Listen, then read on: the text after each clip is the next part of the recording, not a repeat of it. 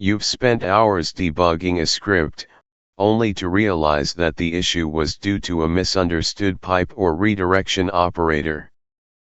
Linux pipes and redirection are fundamental concepts that can greatly simplify or complicate your workflow, depending on how well you understand them. What it does. Linux pipes and redirection allow you to control the flow of input and output between commands, files, and devices. Pipes enable you to chain multiple commands together, using the output of one command as the input for the next. Redirection operators, on the other hand, enable you to redirect the input or output of a command to a file, device, or another command. Command/example. Breaking it down. Let's break down each part of the commands. LSL lists the files in the current directory in a detailed format. Is the pipe operator, which sends the output of the command on the left as input to the command on the right. grep keyword searches for the specified keyword in the input.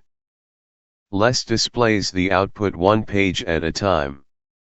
Output. Text redirects the output of the command to a file named output. Text, overwriting any existing content.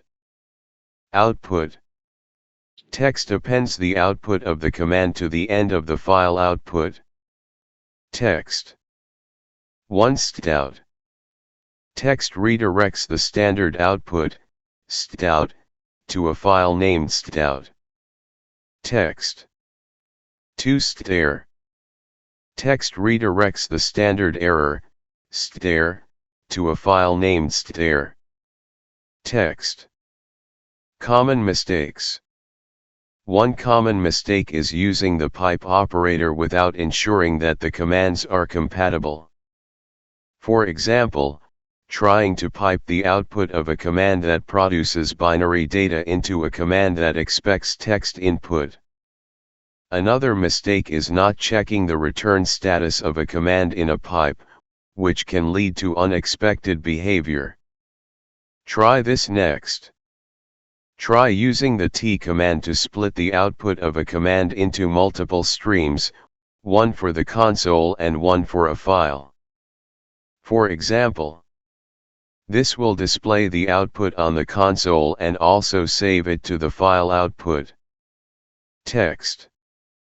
Pro tip. When working with pipes and redirection, it's essential to understand the buffering behavior of the commands involved. Some commands, like grep, are line buffered, while others, like dd, are block buffered. Understanding this behavior can help you optimize your pipelines and avoid unexpected delays or errors.